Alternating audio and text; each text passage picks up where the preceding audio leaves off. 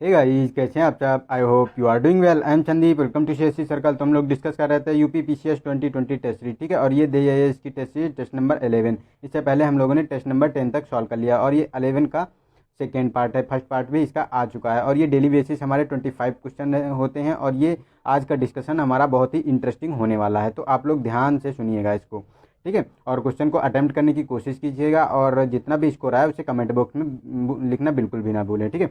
तो चलते हैं 26 क्वेश्चन नंबर पे। इसमें कहा गया कि भारत राज्य सचिव की परिषद को समाप्त कर दिया गया था। तो फर्स्ट है कि 1909 के अधिनियम द्वारा, बी है कि 1919 के अधिनियम द्वारा, और सी है कि भारत सरकार अधिनियम 1935 के द्वारा, डी है कि भारतीय स्वतंत्रता अधिनियम 1947 के द्वारा। तो फर्स्ट ऑप्शन, ये सी ऑप्शन सही है इसका। जो भारत सरकार अधिनियम 1935 का था, इसी के अंतर्गत भारत का जो राज्य सचिव का पद था, इसे राज्य सचिव की जो परिषद थी इसे समाप्त कर दिया गया था, ठीक है।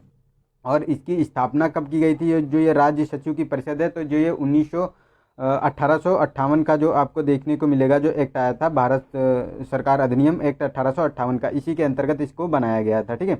नेक्स्ट है कि सूची 1 को सूची 2 से मिलान करना है। तो फर्स्ट है कि स्वीकृत रोक लेना, तो इसमें मतलब मिलान करना है। तो देखो, स्वीकृत जो रोक ली जाती है, तो ये जो आपको देखने को मिलता है, जो ये स्वीकृत रोक ली जाती है, तो इसके बारे में जो अब्सोल्यूट वीटो होता है, इसके अंतर्गत स्वीकृत रोक ली जाती है, ठीक है।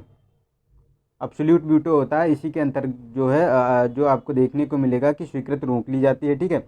और अगर आपको देखिए सामान्य बहुमत से अधिकार प्राप्त करना, तो ये देखो, ये मेजोरिटी से जो आपको देखने को मिलेगा ये प्राप्त की जाती है, तो ये हमारा 5 हो गया। और सहमति देने में विलंब करना, तो देखो ये हमारा होता है पॉकेट वीटो के अंतर्गत ये पावर होती है। और उच्च बहुमत से अधिकार प्राप्त करना, तो देखो ये क्वालिफाइड वीटो के अंतर्गत आता है, ठीक है। तो हमारा सही हो जाता है ये 3-5, 3-5, और उसके बाद 2-1, 3-5-2-1, 3-5-2-1, ये ऑप्शन हमारा, इसमें 3-5-2-1 ए ऑप्शन सही हो जाता है, ठीक है। नेक्स्ट चलते हैं हम। नेक्स्ट है हमारा, ओ सॉरी, नेक्स्ट है हमारा क्वेश्चन नंबर 28। इसमें कहा गया कि किसी मंत्री के विरुद्ध विशेषाधिकार प्रस्ताव उठाया जा सकता है। तो जब वह मतलब क्या करता है तब उठाया जा सकता है। तो फर्स्ट है कि सरकार में विश्वास खो देता है। सेकेंड बी है कि किसी मामले के तथ्यों को रोकता है या तथ्यों का बिगड़ा हुआ वर्णन देता है। सी ऑप्शन है कि लंबे समय तक स्वयं को अनुपस्थित रखता है। डी है कि मंत्रिमंडल के सामूहिक उत्तरदायित्व से बचता है। तो देखो ये बी ऑप्शन सही है, क्योंकि किसी मामले के तथ्यों को रोकता है या तथ्यों का बिगड़ा हुआ वर्णन देता है, तो उसके विरुद्ध जो है वो मंत्री के विरुद्ध विशेषाधिकार प्रस्ताव उठाया जा सकता है, ठीक है। नेक्स्ट है, भारत में पंचायती राज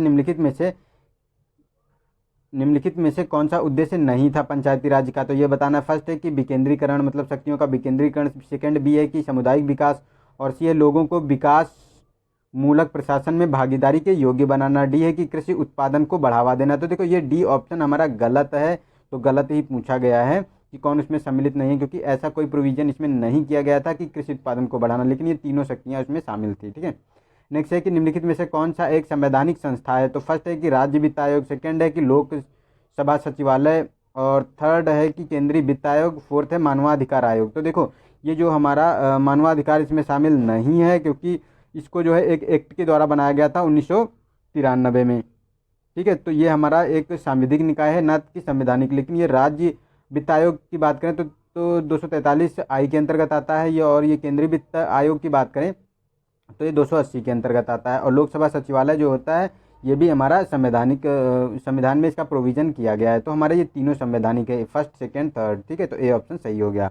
और मानवाधिकार सांविधिक निकाय है। नेक्स्ट है कि सूची निम्नलिखित में से कौन कथनों पर विचार कीजिए, दिए गए कूट की सहायता से उत्तर बताना है। तो फर्स्ट है कि संविधान द्वारा एकीकृत न्याय व्यवस्था की स्थापना की गई है। सेकेंड है यह व्यवस्था केंद्र और राज्यों के मध्य पारस्परिक टकराव और भ्रांतियों को समाप्त करने हेतु तो अपनाई गई है। तो देखो ये तो हमारा दोनों स्टेटमेंट ये सही हैं, और जो आर है एक ही व्याख्या भी करता है, क्योंकि जो हमारी एकीकृत न्याय व्यवस्था की बात करें तो देखो पहले डिस्ट्रिक्ट कोर्ट होते हैं, ठीक है। उसके ऊपर आपको जो है हाई कोर्ट देखने को मिलेंगे, उसके ऊपर आपको सुप्रीम कोर्ट देखने को मिलेगा।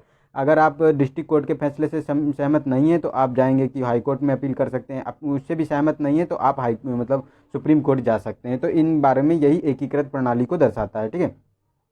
तो ये संघवाद को मतलब संघवाद में जो भी टकराव होते हैं उनके बारे में ये बात करता है कि उनका टकराव और भ्रांतियों को समाप्त करना। तो हमारे ये ए ऑप्शन सही हो जाता है। ए आर और दोनों सही हैं, ए आर की व्याख्या भी करता है। ठीक है, नेक्स्ट है हमारा, निम्नलिखित में से किस अनुच्छेद में यह वर्णित है कि केंद्र बाह्य आक्रमण व आंतरिक शक्तियों में से प्रत्येक राज्य की सुरक्षा करेगा? तो ए ऑप्शन है कि अनुच्छेद 355, अनुच्छेद 365, अनुच्छेद 360 और अनुच्छेद 356।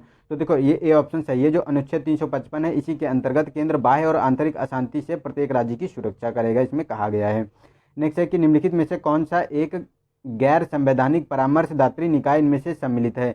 तो कौन सा, मतलब इसमें परामर्श एक नहीं है, सॉरी, मतलब कौन से गैर संवैधानिक परामर्शदात्री निकाय हैं, तो उनके बारे में बताना है। तो देखो ये नीति आयोग है, इसमें फर्स्ट है, सेकंड है क्षेत्रीय परिषद है, थर्ड है कि राष्ट्रीय विकास परिषद है, फोर्थ है राष्ट्रीय एकता परिषद। तो इन चारों को जो है सम्मिलित किया गया है, गैर संवैधानिक है, क्योंकि इन चारों का संविधान में कोई भी उल्लेख नहीं है।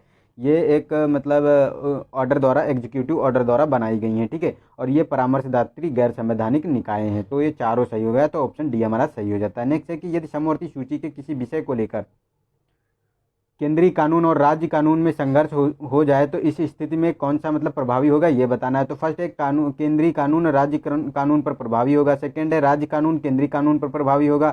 सी है कि राष्ट्रपति का निर्णय मान्य होगा। डी है कि सर्वोच्च न्यायालय का निर्णय मान्य होगा। तो देखो इसमें जो आपको सही है ए ऑप्शन, क्योंकि केंद्रीय कानून राज्य सरकारों पर प्रभावी होगा। लेकिन एक अपवाद इसमें है, देखा जाता है, जैसे किसी राज्य सूची पर राज्य ने एक कानून बनाया, लेकिन उसकी अगर उस जो कानून की सहमति अगर राष्ट्रपति के द्वारा हुई है, राष्ट्रपति ने उसको हस्ताक्षरित किया है, मान्यता दी है, तो वो राज्य सरकार का ही लागू होगा। ठीक है, तो ये एक अपवाद देख सकते हैं, वैसे सामान्य तो केंद्र का ही लागू होगा। ठीक है, नेक्स्ट है कि निम्नलिखित में से कौन से वे प्रावधान हैं जिनमें संशोधन हेतु बहुमत, विशेष बहुमत व आधे राज्यों की स्वीकृति अनिवार्य है? कि मतलब जो कोई मतलब जो संशोधन किया जाता है, तो उसमें ये बताना है कि कौन सा, जैसे आधे राज्यों की उसमें आवश्यकता होती है उनकी स्वीकृति की। ठीक है, तो विशेष बहुमत और आधे राज्यों की स्वीकृति। तो फर्स्ट है कि संसद में राज्यों का प्रतिनिधित्व, ए ऑप्शन। बी है कि उच्चतम न्यायालय और उच्च न्यायालय के में मतलब कोई परिवर्तन किया जा रहा है, सही। सी है ऑप्शन की राष्ट्रपति का निर्वाचन, और डी है उपरोक्त सभी। तो डी उपरोक्त सभी, क्योंकि तीनों में ये प्रोविजन किया गया है, क्योंकि ये संघीय व्यवस्था को दर्शाते हैं। एक्चुअली होता क्या है कि जितने भी संघीय ढांचा से संबंधित प्रोविजन संविधान में किए गए हैं, उनमें अगर कोई भी बदलाव किया जाता है तो उसमें आपको विशेष बहुमत से और आधे राज्यों की स्वीकृति अनिवार्य लेना अनिवार्य होता है। ठीक है, तभी वो मतलब संशोधन हो सकता है।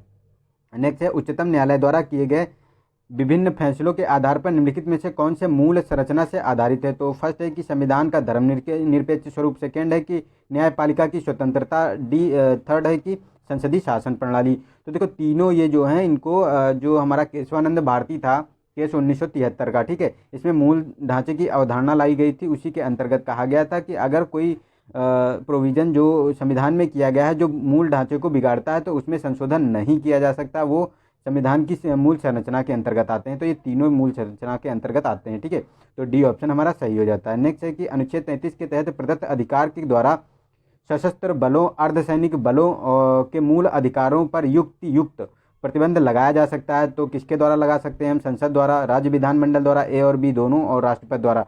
तो ए ऑप्शन सही है, ये संसद द्वारा ये लगाए जा सकते हैं, जो अनुच्छेद 33 के अंतर्गत अर्धसैनिक और सशस्त्र सैनिक बलों के उनके जो मूल अधिकार हैं उन पे।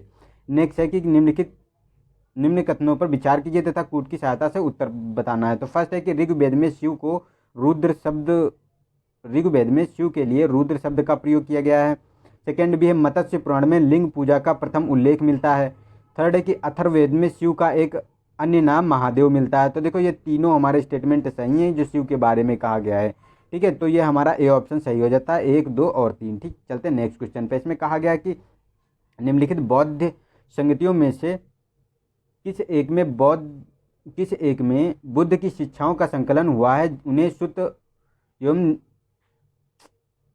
फिर से समझते हैं इसको, थोड़ा सा हमको लगता है मिस्टेक हो गई। तो निम्नलिखित बौद्ध संगतियों में से किस एक में बुद्ध की शिक्षाओं का संकलन हुआ है तथा उन्हें सुत या विनय नामक 2 पिटकों में विभाजित किया गया है? तो ये बताना है। तो कौन सी बौद्ध संगत है जिसमें सुत और विनय पिटक के नाम से इन्हें किया गया है? तो फर्स्ट है कि द्वितीय बौद्ध संगत। ठीक है, फर्स्ट बौद्ध संगत बी ऑप्शन है। सी है तृतीय, और डी है चतुर्थ बौद्ध संगत। तो देखो इसमें जो आपको देखने को मिलेगा, तो ये जो विनय पिटक और सुत्त पिटक है जो बुद्ध की शिक्षाओं के बारे में कहा गया है। ठीक है, तो इसमें आपको देखने को मिलेगा जो हमारी ये प्रथम बौद्ध संगीत थी, ठीक है, प्रथम बौद्ध संगीत ऑप्शन बी, इसी में इसको दो भागों में डिवाइड किया गया था, ठीक है, जो बौद्ध की शिक्षाएं थी। तो ये हमारा बी ऑप्शन सही हो गया। नेक्स्ट है कि निम्नलिखित में से कौन से वेदांत दर्शन के तीन प्रमुख आधारों में सम्मिलित किए जाते हैं। तो फर्स्ट है कि वेद, सेकेंड है उपनिषद ब्रह्मसूत्र और फोर्थ है भगवद गीता। तो देखो इसमें वेद सम्मिलित नहीं है क्योंकि वेदांत दर्शन का अर्थ ही होता है कि वेदों का अंत, ठीक है, तो इनमें वेद नहीं सम्मिलित हैं। उपनिषद, ब्रह्मसूत्र और भगवद गीता, इन तीनों को सम्मिलित किया गया। तो बी ऑप्शन हमारा सही हो जाता है, 2, 3, 4, ठीक है। नेक्स्ट है मदसौर अभिलेख से निम्नलिखित में से किसके द्वारा हुरूर शासक मिहिर कुल को पराजित करने का साक्ष्य प्राप्त होता है। तो फर्स्ट है कि प्रभाकर वर्धन, बी है कि यशोधर्मन और भीमसेन, डी है गौतम। तो इसमें बी ऑप्शन सही है। जो ये यशोधवर्मन है, इनके बारे में जो मिहिर कुल को पराजित करने का साक्ष्य मिलता है। जो ये मंदसौर का एमपी में जो इस समय ये आपको शिलालेख देखने को, अभिलेख देखने को मिलता है, ठीक है। नेक्स्ट है निम्नलिखित में से कौन से सम्राट हर्ष की रचनाएं हैं। तो फर्स्ट है कि कादम्बिनी, सेकंड है हर्षचरित, थर्ड है रत्नावली, फोर्थ है नागानंद और फिफ्थ है आपकी प्रियदर्शिका। तो इसमें देखो आपको कादम्बिनी ये इनकी रचना नहीं है और ना ही हर्षचरित है। नागानंद, रत्नावली और प्रियदर्शिका ये तीनों रचनाएं आपकी हर्ष की हैं। तो 3, 4, 5 सी ऑप्शन सही है, सॉरी। और जो ये फर्स्ट और सेकंड की बात करें तो ये आपको देखने को मिलेंगी जो ब्रह्मगुप्त थे, नहीं, सॉरी, बाणभट्ट, ब्रह्मगुप्त नहीं, बाणभट्ट ने ये कादम्बिनी और हर्षचरित की रचना की थी, ठीक है। नेक्स्ट है कि सूची ए को सूची 2 से मिलान करने। तो जनजाति और क्षेत्र दिए गए हैं तो उनको मिलान करना है। तो देखो फर्स्ट का है कि कुलामिन। तो देखो कुलामन जो होती है ये आपको देखने को मिलेगी फिलीपींस में, ठीक है। और लाई की बात करें तो ये लाई जनजाति म्यांमार में है। और आपको अगर मोरी जनजाति की बात करें तो ये न्यूजीलैंड में आपको देखने को मिलती है। एबोरिजन की बात करें तो ये ऑस्ट्रेलिया में देखने को मिलती है, ठीक है। तो हमारा सही हो गया कि 3, 1, 4, 2, ठीक है, 3, 1, 4, 2 ऑप्शन सही हो जाता है। 3, 1, 4, 2 सी ऑप्शन हमारा सही हो जाता है, ठीक है, 3, 1, 4, 2। नेक्स्ट है कि निम्नलिखित में से किस एक नदी को यूरोपीय व्यापार की जीवन रेखा के नाम से जानते हैं। तो फर्स्ट है कि ओल्गा, सेकंड बी है कि सीन और बी है सीन, सी है रोन और डी है राइन नदी। तो ये डी ऑप्शन सही है। जो ये राइन नदी आपको यूरोप में देखने को मिलेगी, इसी को व्यापार की जीवन रेखा कहते हैं क्योंकि ये जो है आंतरिक व्यापार की सबसे व्यस्ततम नदी है, ठीक है। और ये बहुत ज़्यादा इससे व्यापार होता है, यूरोप में जो जितना व्यापार होता है इसमें बहुत ज़्यादा मात्रा में इसी नदी से होता है, ठीक है, ट्रांसपोर्ट होता है। नेक्स्ट है निम्नलिखित युग्म में से कौन सा सही सुमेलित नहीं है ये बताना है। तो फर्स्ट है हरे पौधे उत्पादक होते हैं, बी है हिरन प्राथमिक उपभोक्ता है, ठीक है।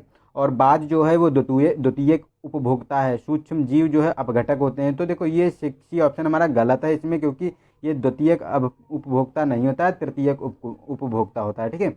मतलब तृतीयक मतलब थर्ड कंज्यूमर होता है ये, ठीक है, बात जो होता है। और ये तीनों हमारे सम्मिलित हैं। नेक्स्ट है कि ग्रीन क्लाइमेट फंड किस सम्मेलन की बड़ी उपलब्धि है थी।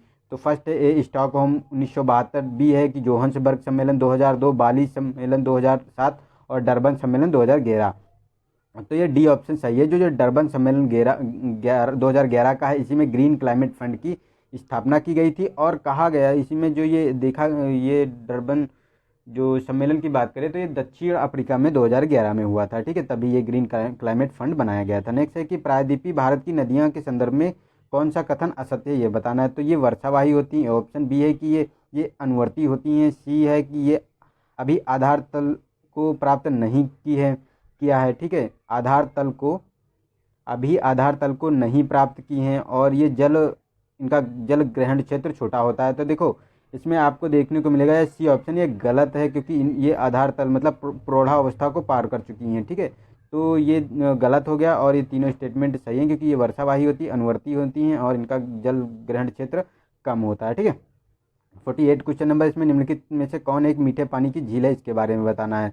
तो मीठे पानी की झील के बारे में तो सांबर झील है, ऑप्शन बी है राजसमंद और सी है डेबर और डी इनमें से कोई नहीं। तो ये बी ऑप्शन सही है। जो राजसमंद झील है ये राजस्थान में आपको देखने को मिलती है। ये जयपुर के क्षेत्र में नहीं, उदयपुर में, ठीक है, जयपुर में नहीं, उदयपुर में, सॉरी, उदयपुर में है राजसमंद झील। यही जो है आपको मीठे पानी की झील है देखने को मिलेगी। नेक्स्ट है कि निम्नलिखित भारतीय राज्यों में कौन सा एक उत्तर पूर्वी राज्यों की 7 बहनों का भाग नहीं है। तो फर्स्ट है सिक्किम, त्रिपुरा, असम, मेघालय। तो देखो इसमें जो ये सिक्किम है ये 7 बहनों जो सेवन सिस्टर के नाम से जानती हैं। तो ये इसमें ये सिक्किम शामिल नहीं है। इसके साथ साथ त्रिपुरा, मेघालय, असम, नागालैंड, मिजोरम, मणिपुर और अरुणाचल प्रदेश ये शामिल हैं उसमें, ठीक है।